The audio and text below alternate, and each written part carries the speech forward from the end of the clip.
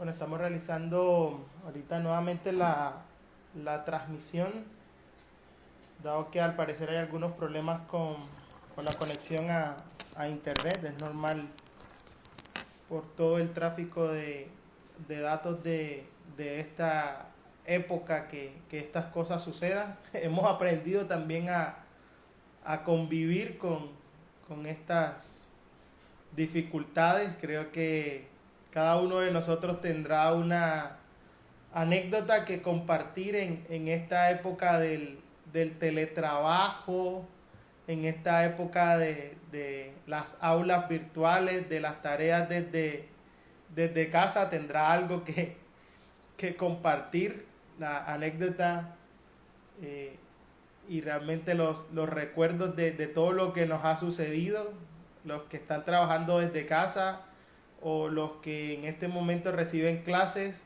Creo que ya todo su lugar de trabajo y todos sus compañeros de clase ya conoce cuál es el horario de cada uno de los vendedores de por su casa. Ya sabe a qué hora pasa el señor del plátano, a qué hora es que pasa el señor del peto y todas las circunstancias que han sucedido eh, en medio de todo esto. Pero bueno, damos gloria y honra al Señor. Nos vamos a volver a conectar y vamos a esperar a dar un tiempo mientras logramos tener nuevamente conexión.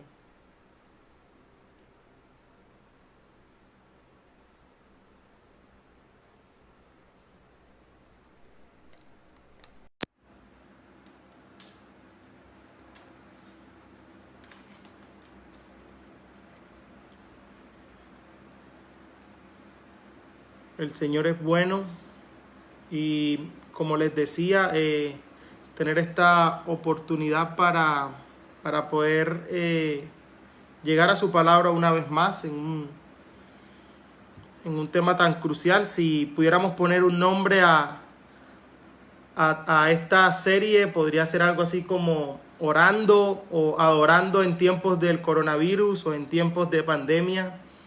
Cómo luce la fe en tiempos de coronavirus, cómo luce la fe en este tiempo, cómo luce la misericordia en este tiempo y sobre todo de qué manera orar. Y les decía que queríamos repasar hace algún tiempo esta oración de Jesús en Getsemaní, porque nos da muchísimas luces de cómo realmente orar en este tiempo, en este tiempo de pandemia. Yo lo que creo y lo que más me maravilla de los relatos de los evangelios es cómo pueden mostrar la carga emocional, cómo pueden mostrar realmente no ocultar las emociones de los personajes bíblicos. No pretenden mostrar a los personajes bíblicos nunca como superhéroes, y esa honestidad del relato es la que en lo personal me encanta del relato bíblico. En el caso de nuestro Señor y de nuestro Salvador, nosotros podemos ver cómo los evangelios muestran abiertamente las emociones de Jesús, muestran la tristeza, el llanto. Vemos a Jesús llorando frente a la tumba de su amigo Lázaro, en medio de ese momento tan triste, pero también tan esperanzador, donde pronuncia ese maravilloso: yo soy la resurrección y la vida, el que cree en mí, aunque esté muerto, vivirá. Vemos el lamento de Jesús en los evangelios por la ceguera espiritual del pueblo. Llora por Jerusalén o se lamenta por Jerusalén. La tristeza por enfermos, por los discapacitados. Tiene compasión por la multitud que está como ovejas sin pastor. Aquel llanto frente a la tumba de Lázaro, como les decía ahorita, a mí me impacta en lo personal muchísimo. Pero hay un pasaje en especial, y es la oración de Jesús en Getsemaní, que muestra una agonía profunda en medio de una situación, y ese relato es el que quiero compartir con ustedes en esta mañana. Jesús está entrando, está a punto de beber la copa de la ira de Dios, de ser separado, del Padre por primera vez en toda la eternidad a causa de nuestro pecado, porque llevaría nuestro pecado.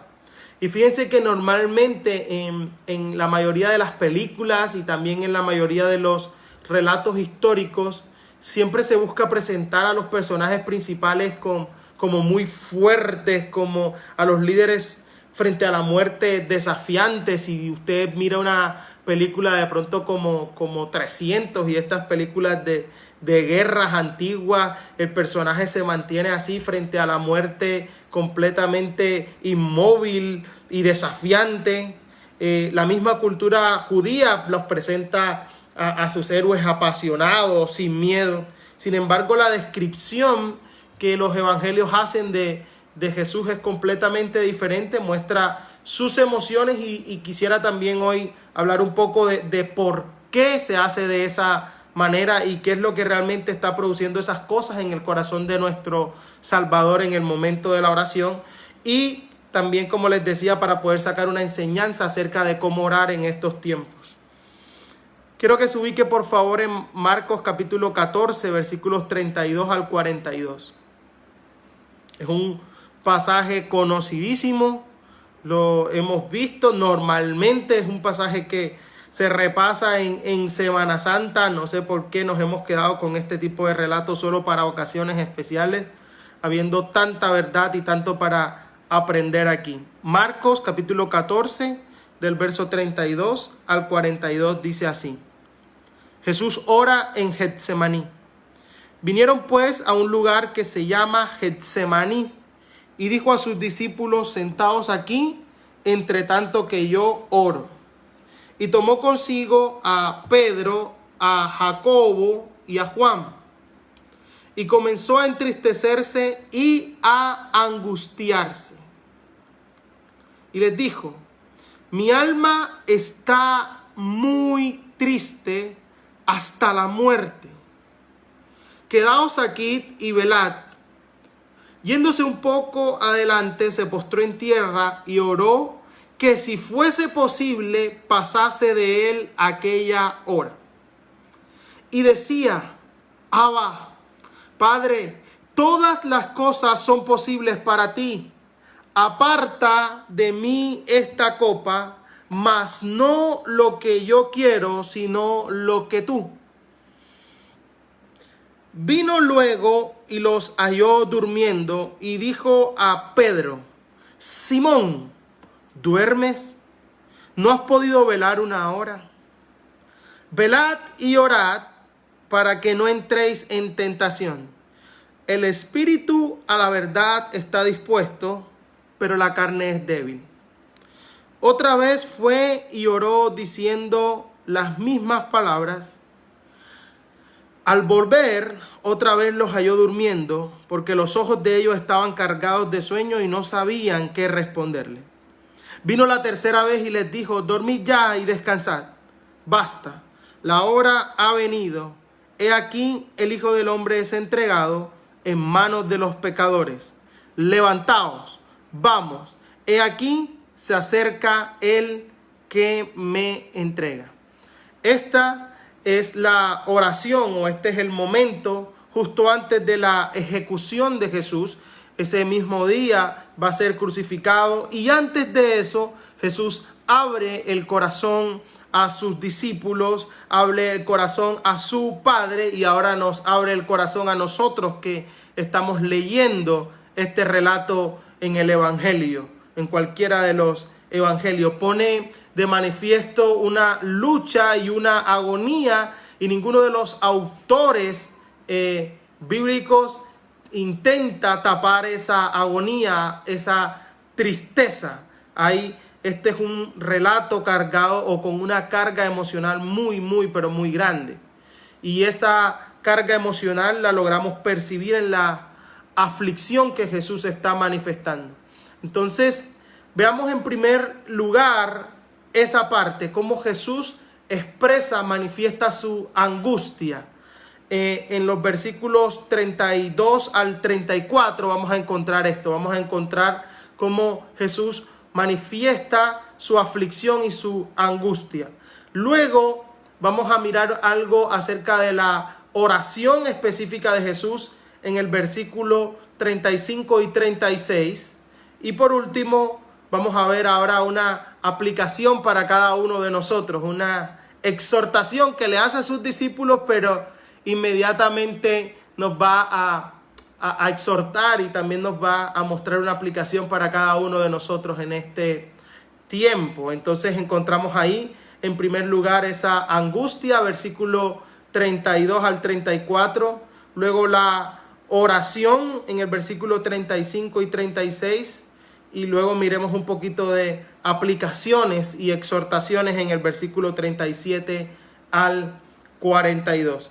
Miren la primera parte, la angustia de Jesús. En el versículo 32 al 34, el Evangelio de Marcos nos cuenta lo siguiente. Vinieron pues a un lugar que se llama Getsemaní y dijo a sus discípulos: sentaos aquí, entre tanto que yo oro. Y tomó consigo a Pedro, a Jacobo y a Juan, y comenzó a entristecerse y a angustiarse. Y les dijo: mi alma está muy triste hasta la muerte, quedaos aquí y velad. Esta primera parte nos muestra que Jesús ha llegado con sus discípulos a la parte occidental del Monte de los Olivos. Dentro de ese monte hay un lugar muy especial llamado Getsemaní. La palabra Getsemaní significa prensa de aceite, algo que prensa y tiene un nombre muy particular para esta escena. Está cercano a Jerusalén y según lo que nosotros vemos en los relatos de todos los evangelios, era un lugar al que Jesús acostumbraba a ir con sus discípulos. De hecho, cuando uno mira y lee esta misma historia en el Evangelio de Juan, Juan nos dice en el capítulo 18, versículo 2, de que Judas conocía este lugar. Judas conocía este lugar porque muchas veces Jesús se había reunido allí con sus discípulos. Es decir, esta no es la primera vez que Jesús va a Getsemaní. Sin embargo, esta vez es completamente distinto, porque a diferencia de las otras veces que había estado Jesús en el huerto con ellos, a diferencia de las otras oportunidades, ahora Jesús tiene cerca la cruz. Ese mismo día va a ser crucificado. Y Jesús tan pronto va entrando, le dice a un grupo de ellos que se siente y se lleva al grupo más cercano de discípulos que él tenía. Lo que está sucediendo en medio de esta crisis, en medio de esta dificultad, es que Jesús se va con los 11, ya Judas ha salido.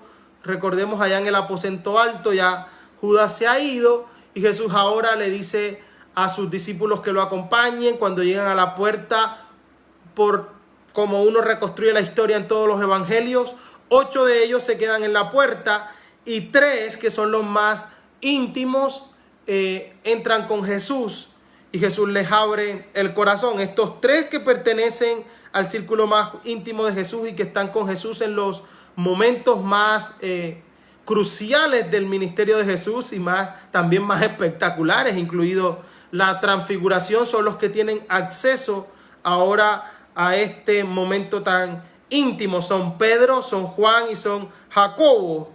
Este círculo cercano ahora van a presenciar un momento muy impactante, que es la agonía y el sufrimiento terrenal de Jesús en el huerto. Y fíjense que ellos están aprendiendo de primera mano la fragilidad, pero también cómo Jesús está enfrentando esta dificultad, cómo Jesús está enfrentando la crisis y cómo Jesús está enfrentando este momento.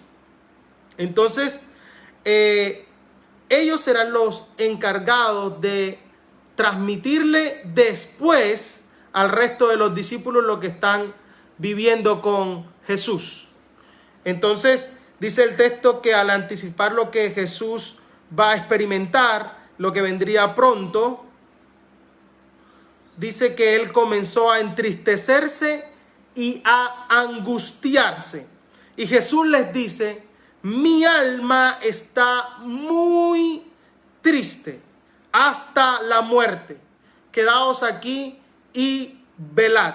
Y yo creo que hay palabras muy fuertes en este versículo y en esta parte. Entristecerse.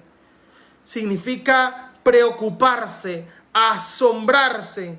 Está la palabra angustiarse, que es algo más grave, es un desasosiego, es una agonía. La palabra que está escrita ahí para angustiarse es algo que en el griego expresa algo que no se puede describir, es una fuerza emocional altísima. Y esto pone de manifiesto y derriba algunos mitos evangélicos que nosotros tenemos y cultivamos. Nosotros creemos que nosotros no podemos expresar nuestras emociones, que nosotros debemos negar nuestras emociones, y no es así.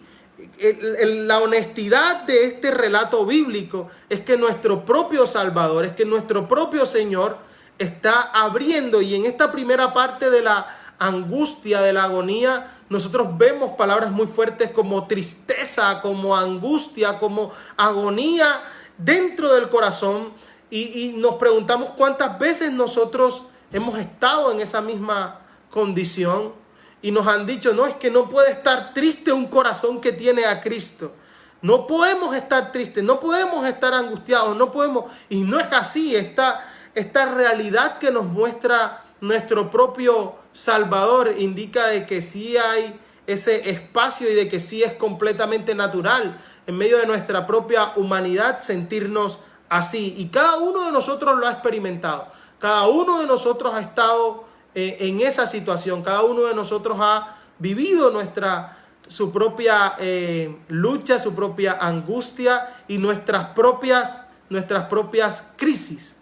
Ahora, lo maravilloso es ver en medio de esta tristeza profunda cómo Jesús la trata, cómo Jesús maneja y cómo Jesús nos da también a nosotros una instrucción con su propia vida de cómo administrar. Nosotros hemos tenido pérdidas recientes, y en lo que va corrido de este mes nos ha tocado despedir a 2 de nuestros hermanos, no por temas de coronavirus, sino por temas de otras enfermedades, algunas que ya venían de hace muchísimo tiempo, otros de tiempo reciente, pero nos duele porque en medio de esta crisis y en medio de la situación en la que nos encontramos, no es una buena circunstancia para poder abrazar, para poder consolar, para poder estar con aquellas personas que han sufrido esta pérdida. Y Dios mío, decíamos, quizás fue en otra condición y no podríamos decir, no, tranquilo, no estés triste, no estés angustiado. Es normal, es natural, aún en medio de toda nuestra esperanza, en medio de que conocemos al propósito de Dios, en medio que estas situaciones vengan a nuestra vida, que estas situaciones vengan. Ahora, ¿cómo se enfrentan? Es el punto. Y Jesús, que hasta este momento ha parecido que todo en el Evangelio de Marcos, nosotros estudiamos hace algunos años todo el Evangelio y nos damos cuenta de que Jesús pareciera tener todo bajo control, y de hecho así es. Ha parecido inmóvil frente a ciertas circunstancias, ha estado siempre sin sobresalto por nada. De pronto da un cambio, un giro frente a lo que está enfrentando. Y ese Jesús que se ha mostrado imperturbable, ahora a su círculo más íntimo, ahora le abre su corazón y le dice, estoy angustiado, estoy triste.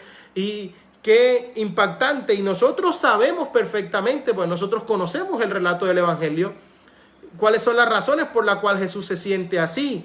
Nosotros no podemos decir que es que Jesús le tiene miedo a lo que está sucediendo. Nosotros vemos el relato de seguidores de Jesús que enfrentan la muerte de otra manera, algunos abrazando la cruz, otros solicitando que volteen o inviertan la cruz según la tradición y según lo que pensamos. El apóstol Pedro muere de esa forma, o solicitando invertir la cruz, porque no es digno de morir de la misma forma en la que Jesús ha muerto. Sin embargo, vemos a Jesús enfrentándolo de esta manera. ¿Qué lo hace diferente? No es que Jesús sea menos que, o sea, muriera de una forma completamente diferente o enfrentara la muerte de una forma diferente a como lo enfrentó el resto de sus discípulos o de los creyentes y de los seguidores de Jesús. Realmente Jesús está viendo algo impactante, algo que por primera vez en la eternidad va a ocurrir, y es lo que realmente lo pone así, y es esa separación por primera vez del Padre, porque sabe que a causa de nuestro pecado y de que va a cargar nuestro pecado, ahora va a ser expuesto a la ira divina, la ira que tú y yo merecíamos. Y en medio de esta angustia que ninguno de los mártires, es decir, ninguno de las personas posteriores que va a morir por causa del evangelio va a enfrentar, Jesús está enfrentando algo completamente distinto, y eso es lo que está produciendo esto, y de que Jesús exprese ahora esta agonía, toda esta tristeza que dice que es hasta la muerte. Pero yo quiero llamar su atención, además de esto que le he dicho, porque es importante hacer la claridad, hacer una aplicación para nuestra propia vida en este tiempo. ¿Cómo enfrentamos nosotros la crisis? ¿Cómo enfrentamos nosotros la adversidad? ¿Cómo enfrentamos nosotros estos momentos que nos ponen en una misma condición a como está Jesús en este momento? Quizás la causa pueda ser otra, pero a mí me llama muchísimo la atención la forma en la que Jesús lo hace. Jesús, en medio de su angustia, se hace acompañar. Jesús no va y la enfrenta simplemente solo, sino que va con sus discípulos. A un grupo le dice: espérenme aquí, y delante de su círculo más íntimo abre el corazón. A mí eso me impacta poderosamente. ¿Por qué me impacta? Porque demuestra, en primer lugar, humildad, y muestra la necesidad de amigos y hermanos verdaderamente cercanos. El reconocer que se necesita compañía, el reconocer que necesitamos personas que puedan tener también acceso a nuestra intimidad, reconocer en otros la capacidad también de en un momento dado acompañarnos en las circunstancias difíciles. A mí lo que me asombra del ministerio de Jesús es cómo primero construye relaciones aún antes de cualquier cosa, de ministerio, Jesús transmite la verdad del evangelio en medio de las relaciones. Y a mí me asombra porque nosotros vemos en los relatos que él llama a 12 para que estuvieran con él. Van a verle enfrentar cada decisión, van a verle en cada momento de su vida. Y en medio de cada una de esas facetas, en medio de ese compartir, es que Jesús les va a dar la verdad del evangelio. Lo están viendo en su vida. Los llama para que estén con él, para que compartan con él. Y a mí eso me impacta sobremanera. Nosotros vemos aquí a Jesús abriendo su corazón a su círculo más íntimo, con quienes ha compartido. Vemos a Jesús desde que los llama. A mí me asombra, por ejemplo, el relato del evangelio cuando llama a Mateo, lo llama, se ha sentado ahí recogiendo sus impuestos y después está sentado a la mesa comiendo con él. No hay un lugar de intimidad más hermoso y más grande que la mesa para un judío. Está compartiendo la mesa. Jorge nos compartió por ahí también en esta semana, lo dejó ahí también en YouTube por problemas de internet como yo el día de hoy, como nosotros el día de hoy. Jesús y Zaqueo, y lo vemos inmediatamente en la mesa, compartiendo, haciendo relaciones. Y a mí lo que me llama la atención es que siempre va a ser acusado nuestro Salvador. Ese es un comilón, ese está ahí, ese siempre está reunido porque está construyendo relación, y nosotros debemos seguir ese mismo ejemplo. Nosotros no podemos transmitir el evangelio tan impersonalmente. El evangelio se transmite por medio de las relaciones. Es por eso que es más fácil poder transmitir esta verdad a quienes están cercanos a nosotros, porque ya hemos construido una relación. Pero muchas veces nosotros nos hemos vuelto tan impersonales porque crecimos con una cultura donde el evangelismo era simplemente dar un tratado. Y hay gente que dice: yo creo que tú estás interesado simplemente en convertirme, y la expresión siempre es a tu religión, y no está interesado en lo que realmente me sucede, en cuáles son mis necesidades, en cuáles son ahorita mis propias luchas.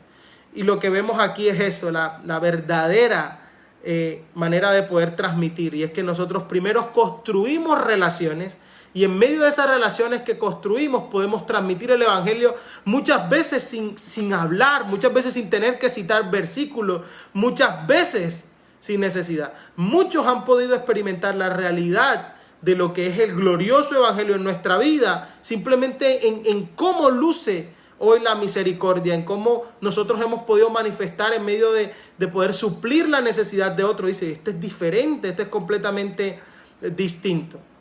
Entonces, volviendo a Jesús en Getsemaní, Él se hace acompañar, Jesús se hace rodear de su círculo más íntimo, y a ellos les abre el corazón. Y yo lo que creo es que aquí Jesús exterioriza a sus cercanos, no se niega a ser visto en medio de la angustia. Y aquí hay una enseñanza para nosotros. El Señor nos ha dado la oportunidad de pertenecer a un cuerpo, somos interdependientes, nos necesitamos los unos a los otros, tenemos la oportunidad de buscar de quién rodearnos, no nos podemos dar el lujo de dar nuestras luchas completamente solos, no nos podemos dar el lujo de, por orgullo, por eso le decía que lo que muestra este pasaje es humildad de Jesús, porque pudiendo hacerlo, de hecho vamos a ver más adelante que en medio de la oración ángeles van también a poder sobrellevar este momento. Él se rodea y le abre su corazón a su círculo más íntimo. Es completamente impactante, porque nosotros, sin ser Jesús, muchas veces pretendemos por orgullo dar nuestras luchas solos. Tanto nuestras necesidades físicas como emocionales como espirituales. ¿Cuántas veces hemos pretendido dar nuestras luchas solos para que nadie se entere? Porque no quiero que otros crean que estoy en la inmunda. No, porque cuando alguien me saluda simplemente trato disfrazado de bendecido, prosperado y en victoria, cuando por dentro mi corazón se está cayendo a pedazos, cuando emocionalmente estoy mal, cuando espiritualmente estoy mal, cuando físicamente tengo una necesidad. Qué bueno es que el Señor, dentro de todos los recursos que nos ha dado y de todas las riquezas de su gracia, también nos ha dado personas, amigos y hermanos cercanos, para los cuales nosotros abrir nuestro corazón y sin pena y en completa humildad decirle: mi alma está muy triste, mi angustia está muy grande, te necesito aquí para que me apoyes para poder hacerlo. Qué maravilloso el ejemplo de Jesús. Pudiera decir muchas otras cosas más, pero el tiempo apremia y no quiero que se me vuelva a cortar la transmisión. En segundo lugar, miremos la oración de Jesús. Ya miramos cómo Jesús enfrentó esa angustia. Ya dijimos cuál es la causa específica en el caso de Jesús, que era la separación del Padre, la angustia de saber que iba a estar separado del Padre, pero también nos da una aplicación inmediata a nosotros de poder rodearnos con humildad de aquellos que el Señor nos ha dado la oportunidad de tener cercanos. Miremos la oración en el versículo 35 y 36, que también nos va a dar muchísimas luces. Dice: yéndose un poco adelante, se postró en tierra y oró que si fuese posible pasase de él aquella hora. Y decía: Abba, Padre, todas las cosas son posibles para ti. Aparta de mí esta copa, mas no lo que yo quiero, sino lo que tú. Jesús no solo abre su corazón a sus cercanos, Jesús ahora abre su corazón a Dios, al Padre. Y se refiere a Él con unas palabras hermosas, las palabras quizás más cariñosas para expresar Abba es papito, es la expresión cariñosa para llegar al Padre. Y fíjense que Él se postra en tierra, ora que si fuese posible pasase aquella hora. Dice: Padre, todas las cosas son posibles para ti. Aparta de mí esta copa, mas no lo que yo quiero. Fíjense que hay muchísimo contenido en esta oración de Jesús, que los evangelistas nos los ponen en muy pocas palabras, pero hay mucho contenido. A diferencia de nosotros, de la forma en la que oramos esta oración de Jesús y que quedan registrados en los evangelios, nos muestra que en la hora de la angustia y de la muerte, Jesús pregunta al Padre que si dentro del marco de sus propósitos se podía evitar la cruz, lo hiciera. Pero fíjense de la manera en lo que lo hace. Jesús se dirige al Padre con cariño, con intimidad, como papito, como una petición sincera y muy sentida. Si es posible pasar esta copa, ¿cierto? Aquella hora, dice este evangelista, nosotros vemos en los otros evangelios y lo vemos en el versículo 36 también, que Jesús usa la expresión aparta de mí esta copa, porque era una expresión muy común. La copa es una metáfora para referirse a lo que es la imagen de la justicia divina, de la ira divina que va a ser derramada. Eso es lo que Jesús está refiriéndose muy posiblemente también. Y fíjense la perfecta relación que va a ser rota entre el Padre y el Hijo por primera vez en la historia y que se ha manifestado de manera tan maravillosa en otros pasajes. En el bautismo, la voz del cielo exclama: este es mi Hijo. En la transfiguración también está. Y ahora va a haber una separación. Y Jesús, en el clímax de su sufrimiento, ahora está batallando con esto. Y dice: yo no quiero que se interponga la voluntad humana sobre la del Padre. Y fíjense, dicho sea de paso, esta relación entre el amor y la ira divina. Algunos dicen, no, un Dios que es amoroso no puede tener ira. Y no es que Dios tiene que tener o tiene ira aún siendo amoroso, sino que su amor es también la causa de su ira. Y creo que en otras oportunidades yo he tenido la posibilidad de explicárselos un poco mejor. Y es que la ira de Dios es por causa de su amor. Es decir, nosotros cuando amamos algo, es normal que nuestra indignación se manifieste contra aquellas cosas que hacen daño a aquello que amamos.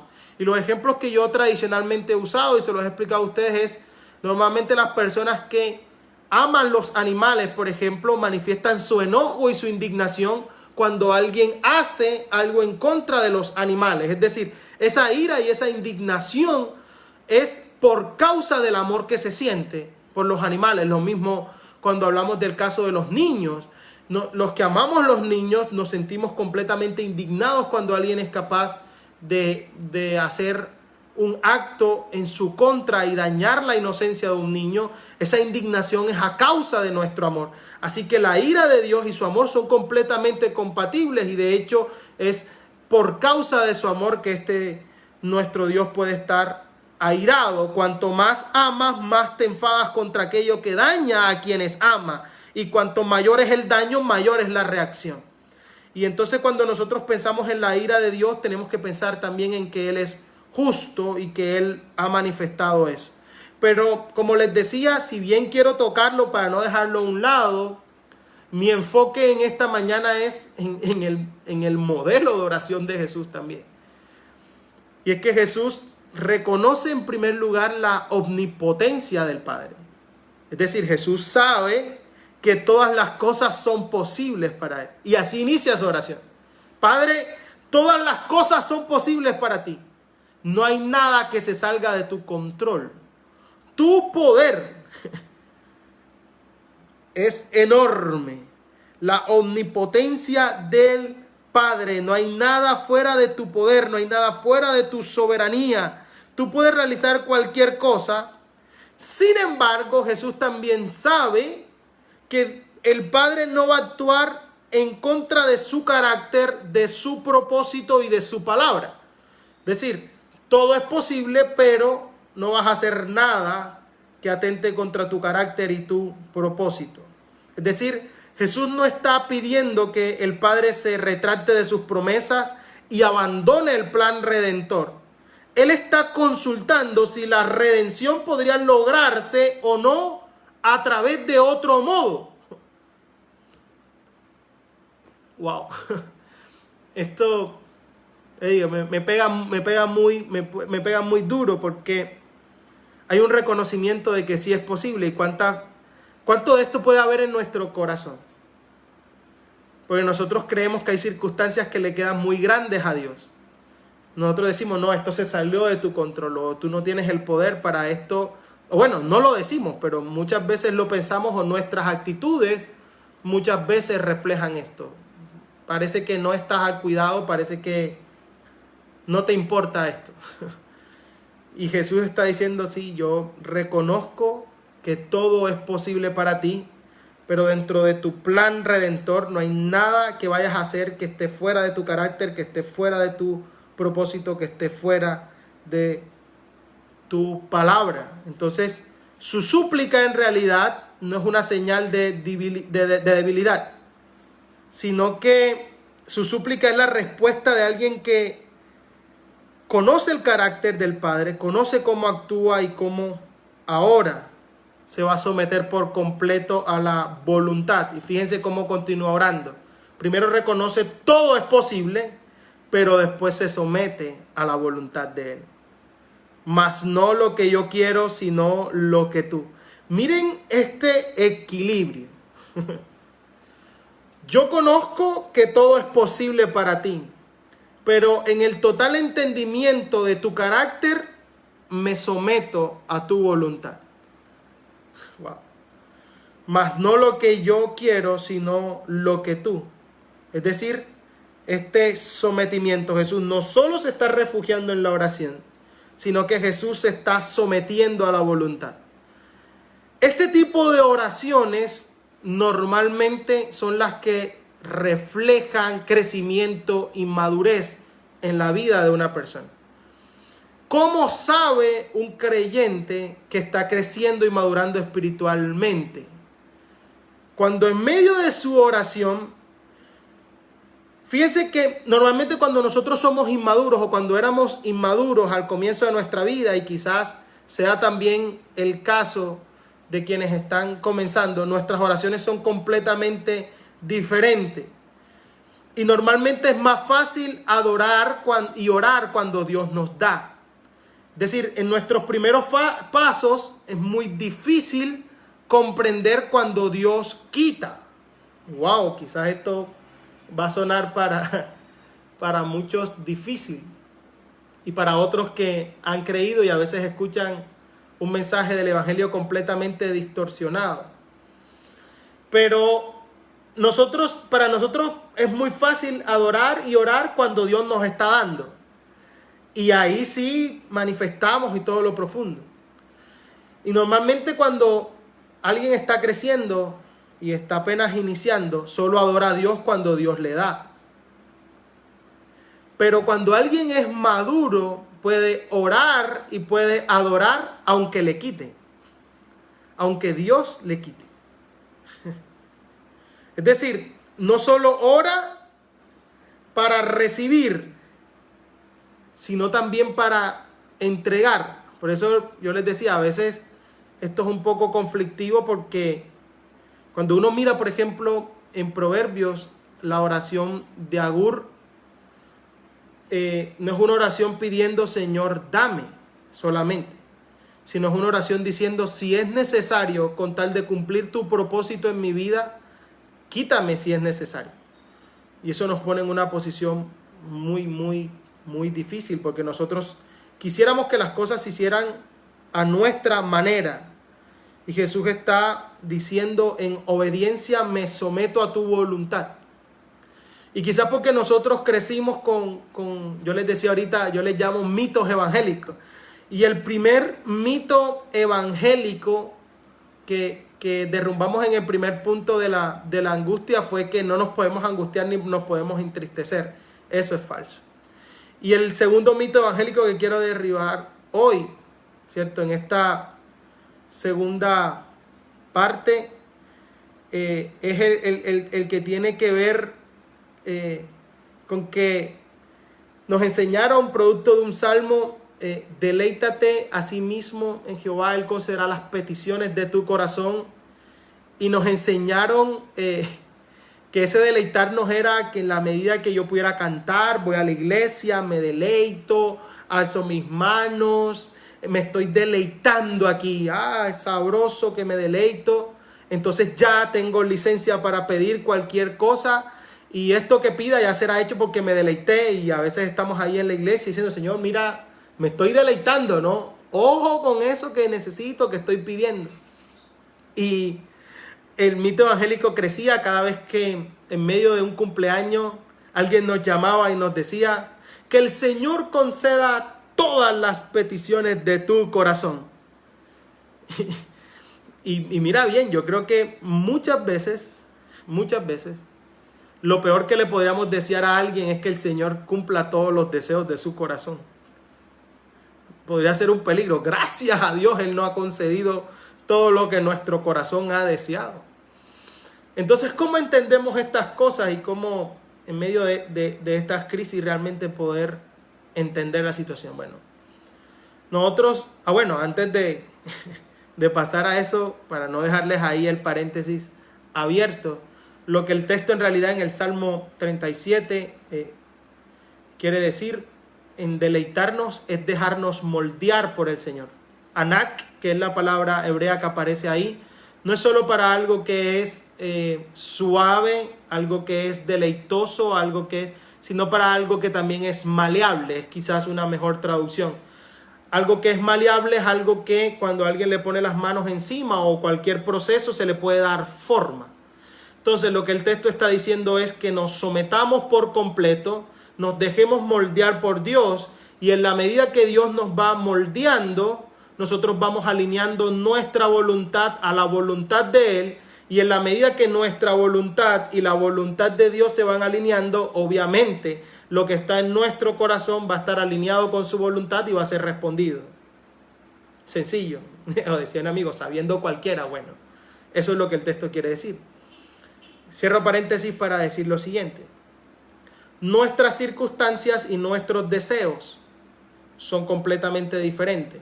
Nosotros normalmente lo que llamamos sufrimiento es la distancia entre nuestra circunstancia y nuestro deseo.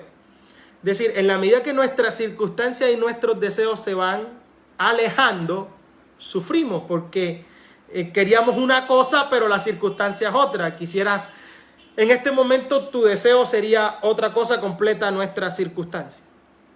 Entonces, obviamente hay dos caminos. Tú dices, o cambio mis circunstancias o cambio mis deseos, si ese es el problema. Y está bien, algunos pueden cambiar circunstancias y hay circunstancias que se puedan cambiar cuando no es lo que yo deseo. Entonces hay circunstancias en las que yo puedo cambiar y yo puedo buscar otro empleo si el que tengo actualmente me parece que no me está ahora ayudando ni es mi deseo, ¿cierto? Los que tienen una novia tóxica quizás dicen, no, hasta aquí esta es una relación tóxica. Y hay circunstancias que quizás se puedan cambiar, pero ¿cómo reaccionamos a las circunstancias que no se puedan cambiar? Ya nos pone en un problema, porque hay circunstancias que no podemos cambiar. La muerte, por ejemplo, la muerte de alguien cercano. Como les decía, recientemente hemos enfrentado 2 pérdidas. ¿Cómo reaccionar frente a lo que no podemos cambiar?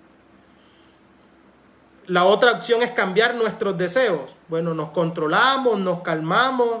Y sí, en algunas ocasiones lo mejor es cambiar el deseo porque quizás el deseo sea destructivo. Pero ¿qué es lo que está haciendo Jesús? Jesús parece que se está yendo por la primera línea. Está mirando si la circunstancia se puede cambiar.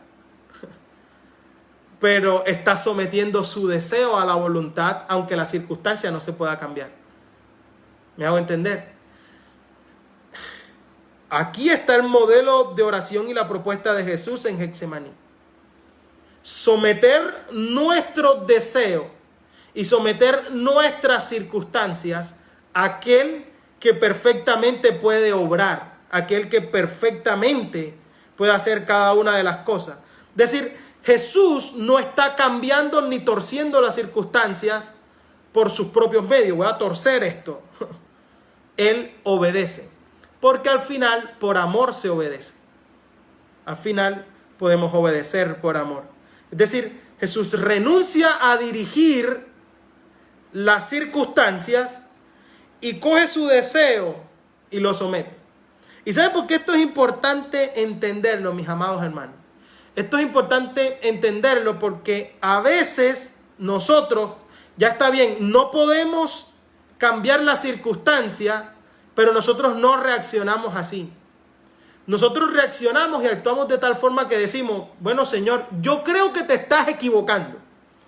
Pero aunque creo eso, yo, lo voy a hacer porque ¿qué más puedo hacer? No sé si a usted le ha pasado, pero a mí me ha pasado. Es decir, y como decimos, a veces no lo decimos, pero nuestra actitud, nuestras acciones y nuestras palabras indican eso, de que en el fondo estamos diciendo, bueno, no estoy muy de acuerdo, no me parece. Si a mí me preguntas, creo que te equivocaste. Pero sin embargo, lo voy a hacer. Eso no es lo que está sucediendo en el caso de Jesús en esta oración. Jesús lo que está diciendo es, confío de que a pesar de cómo me siento ahora, tus deseos pueden ser mis deseos. Y en última, Señor, sabemos y haz lo que ambos sabemos que es lo que hay que hacer. Cumple tu propósito. Porque tu propósito es superior, porque tu propósito es más grande. La propuesta de Jesús en esta oración es, si las circunstancias de nuestra vida no están satisfaciendo nuestros deseos, es decir, si en nuestra vida nuestras circunstancias y nuestros deseos se están alejando y por lo cual está causando sufrimiento, nosotros no vamos a negar nuestro deseo, porque está allí. Puede causar dolor, puede causar sufrimiento, no es lo que queríamos, pero nosotros vamos a someter tanto nuestro deseo como nuestra circunstancia delante de la soberanía y de aquel que sabemos puede hacerlo todo. Eso es distinto. Confiamos en Él y le obedecemos. Dejamos nuestra vida en sus manos. Colocamos en nuestra oración nuestra circunstancia y nuestro deseo. Señor, en la medida que esto pueda ir coincidiendo, nosotros podamos entender esto. Jesús no contiene sus emociones. Jesús no lo niega. Jesús no evita el sufrimiento ni dice, no estés triste. No sé, en medio de la tristeza, el peor consejo que tú puedes dar es, no te sientas mal, no te sientas triste, no llores, no estés angustiado. No puede estar triste un corazón que tiene a Cristo. Y Jesús diciéndonos en este texto, mi alma está muy triste. Entonces no puede estar triste un corazón que tiene a Cristo y Cristo está triste. No contiene sus emociones, sino que en medio de su sufrimiento, aún en medio de cómo se siente, obedece.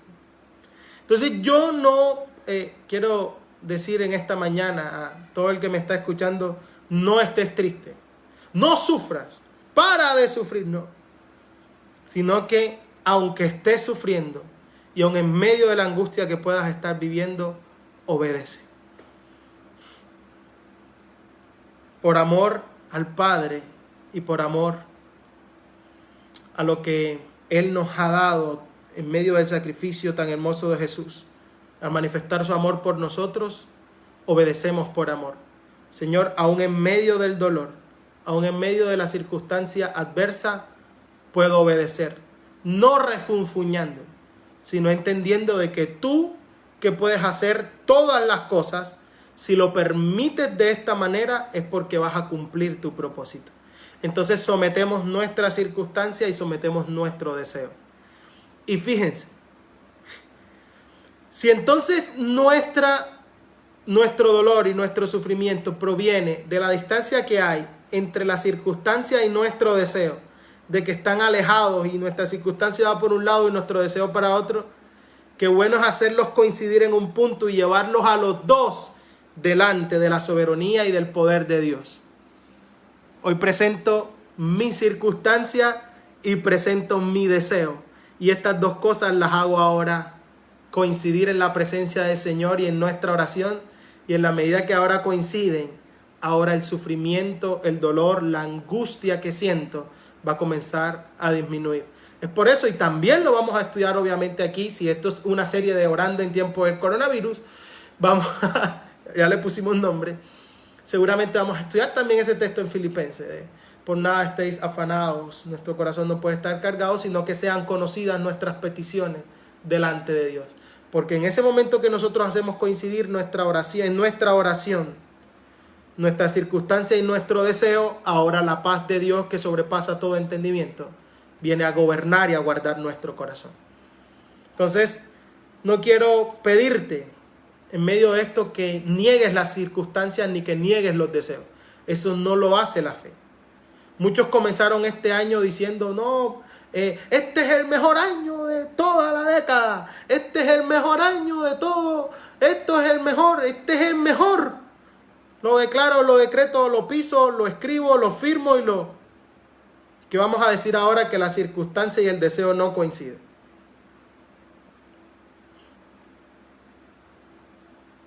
Es momento entonces de poder entender realmente de cómo movernos en medio de estas circunstancias y ahora sometemos nuestra vida, nuestro deseo y sometemos nuestras circunstancias al único, al soberano, al que tiene el poder para hacer todas las cosas.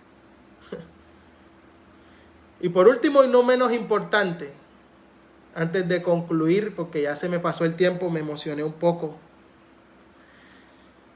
pero está la exhortación del versículo 37 al 42.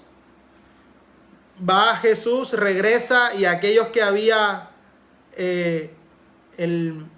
encomendado para que le acompañara están durmiendo.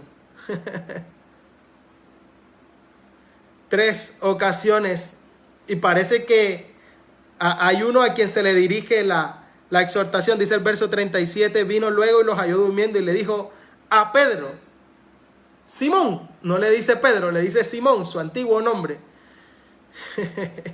Duermes después de lo que te he dicho, después de todo lo que viene y después de... No es momento de dormir, no has podido velar ni una hora.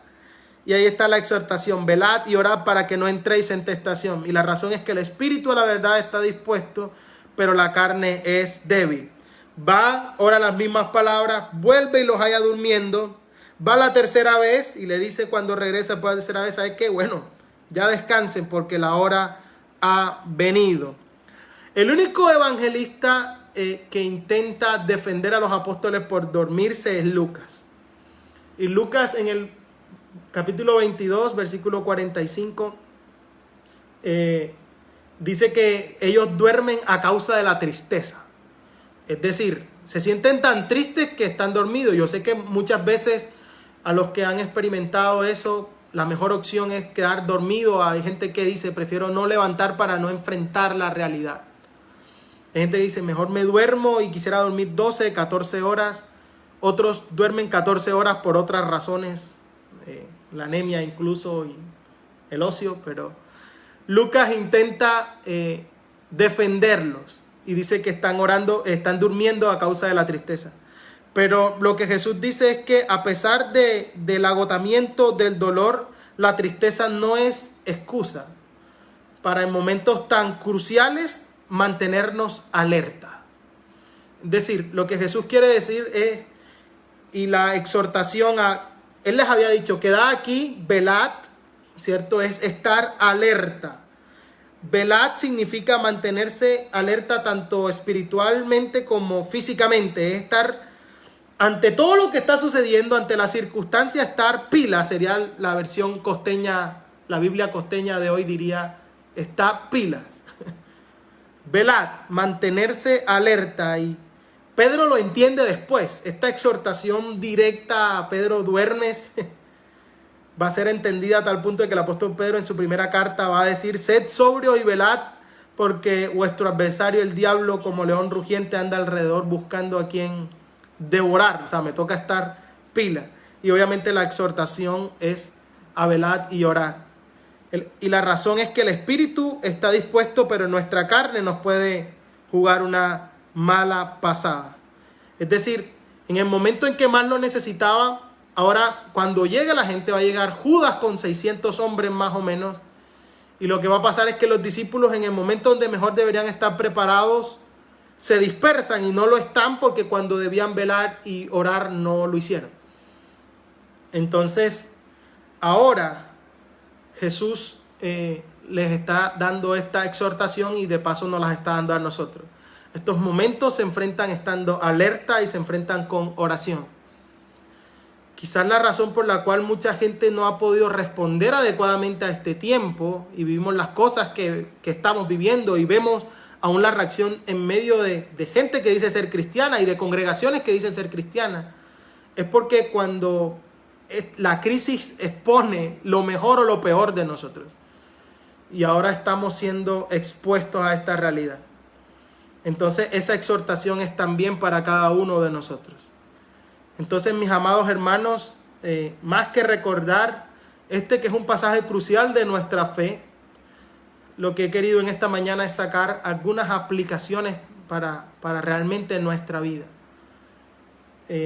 Más que hablar de la aflicción propia de Jesús y de darle las razones por las cuales, siendo un poquito más maestro, lo que quería era mostrarle cómo Jesús lo enfrentó rodeándose de personas cercanas, de gente a que pueda tener acceso a la intimidad y que nosotros podamos hacer lo mismo. En la oración de Jesús, más que hacer un estudio teológico de lo que es la copa de la ira y de la separación del Padre, ya tendremos tiempo para hacerlo y hemos tenido espacio para hacerlo. Realmente lo que quiero presentar es para nuestra vida la aplicación de ese modelo de oración. El entendimiento de que para Él todas las cosas son posibles, pero el sometimiento a la voluntad de Él, que también es buena, agradable, perfecta, y de que Jesús, a pesar de que entiende de que el Padre todas las cosas las puede hacer, dice, cumple tu propósito por encima de Él. No niega ni la circunstancia, ni niega la realidad, ni tampoco ha negado sus deseos, tampoco ha negado sus emociones. Ha dicho, estoy triste, estoy angustiado. No los ha negado, pero someter tanto circunstancias como deseos en el lugar correcto. Señor, cumple tu propósito a pesar de cómo me siento, te voy a obedecer por amor, porque lo que haces es mejor que lo que yo quiero. A pesar de que mi circunstancia no es lo que yo espero, te voy a obedecer por amor. Quitémonos esa careta del bendecido, prosperado y en victoria. No nos dé miedo expresar nuestra fragilidad, porque a Jesús no tuvo ese inconveniente. Y que en los momentos que nos sintamos así, podamos rodearnos de aquellos que realmente puedan estar cerca. Y tercero, en medio de la exhortación, una vez más invitarle a estar alertas y a combatir absolutamente todo con ese tipo de oración. A velar y orar. Iba a terminar, pero no puedo terminar esta mañana sin leer un pasaje que impacta mucho mi vida. Hebreos capítulo 5.